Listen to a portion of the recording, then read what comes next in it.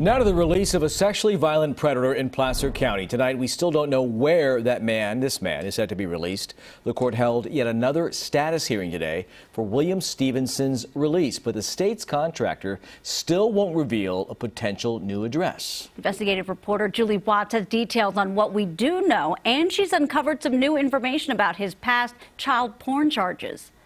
That's right, a lot to talk about, guys. First, what happened in court today. Liberty Healthcare said that it has reviewed more than 100 new locations since the September hearing with no new viable options. But they do say they're in talks with yet another Placer County homeowner right now.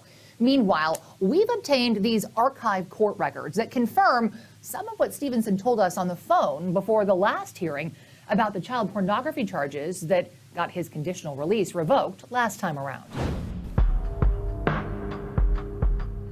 I don't feel safe in my own neighborhood. I'm still scared.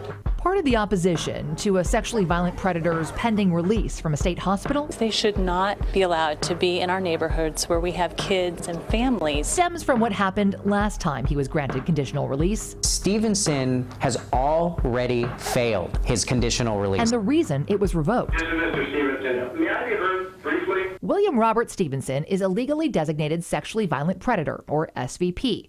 Meaning he was convicted of sexually violent crimes, then diagnosed with a mental disorder which makes him likely to engage in sexually violent criminal behavior.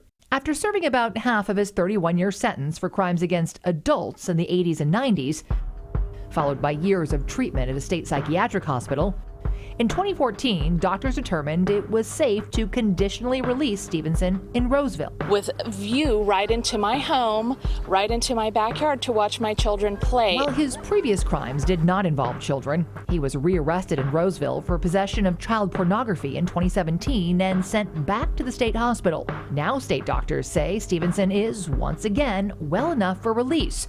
And some of the most vocal opposition has been centered around concern for children. But in a recent phone conversation with CBS, Stevenson stressed those child porn charges were later dropped.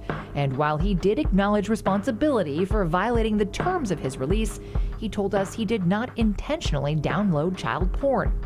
We've now obtained archived court records that reveal at least one third-party forensic expert backed up Stevenson's claims, noting the alleged child pornography was found in folders and in formats that even an experienced computer user would have difficulty accessing. The expert testified there was no record of searches for the illicit materials and that Stevenson may have inadvertently clicked on or hovered over a pop-up ad that downloaded the files. But he also said Stevenson was likely using extreme measures to pirate movies via anonymizing VPN services and history erasing browsers. Stevenson later acknowledged to us he was pirating media. And the judge ruled, regardless of the alleged child porn, his illegal internet use and attempt to hide that usage violated his terms of conditional release. So his release was revoked, he was sent back to the state hospital, and the child porn charges were later dropped. Now a new judge has ruled he is again eligible for release, though whether or not their crimes impacted children, SVPs are not allowed to live near parks or schools, and there are several other restrictions. Which is why it's taking so long to find Stevenson somewhere to live. Now, in a recent letter, Mr. Stevenson told us he accepts full responsibility for the violations of the terms and conditions of his previous release, but he notes those violations did not include any criminal convictions. We do hope to sit down with Mr. Stevenson in the near future for an in-depth interview so Placer County can hear from him in his own words.